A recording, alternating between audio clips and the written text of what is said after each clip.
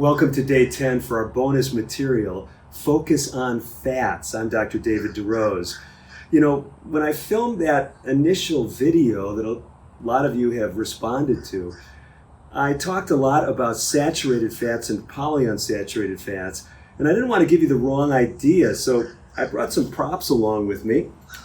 Here's some oats, some old-fashioned oats. And believe it or not, this has per serving, which contains, that's a half a cup, dry, 2.5 grams of total fat. Believe it or not, 0.5 grams of the fat is saturated fat, 1 gram is polyunsaturated, and 1 gram is monounsaturated. So you say, what should I do with 100% rolled oats? There's nothing in here, just whole grain rolled oats. This is a great food. It's relatively low in fat, and the deal is it's got significantly more polyunsaturated and monounsaturated fat than saturated.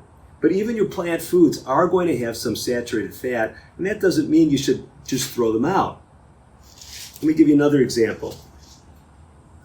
This is a high-fat plant food. All it is peanuts, just dry roasted. There's nothing else in it but peanuts. This is a good whole plant food. But if you look at the fat here, you've got 14 grams of fat in a 170 calorie serving. You say, well, what does that amount to? That amounts to a significant proportion of the calories is coming from fat. If you multiply 14 by 9, that gives you the total number of calories, and it's going to put you well over half the calories of this food as fat. Does that mean it's bad? No. You just don't want to eat a meal of only peanuts. If you're eating some whole grains, some fruits, maybe you're having some peanuts sprinkled on a salad, this can be an excellent food. Now, if you look at the amount of saturated fat, 2 grams saturated fat compared to 4.5 grams of polyunsaturated. In the old days, one of the things we looked at is the amount of polyunsaturated compared to saturated. That number was 2 or larger.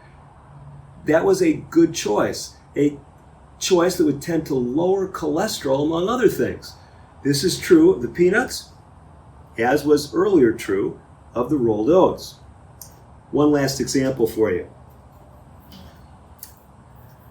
Olives, canned olives.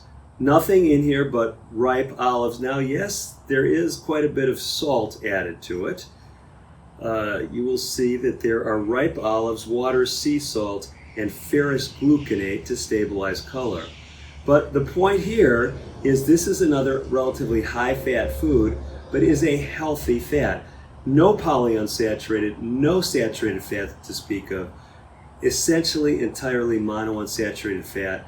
Kind of unusual in the plant kingdom, but this is one of those examples. But olives, another healthy choice. Again, you're not going to have a meal of just peanuts and olives, okay?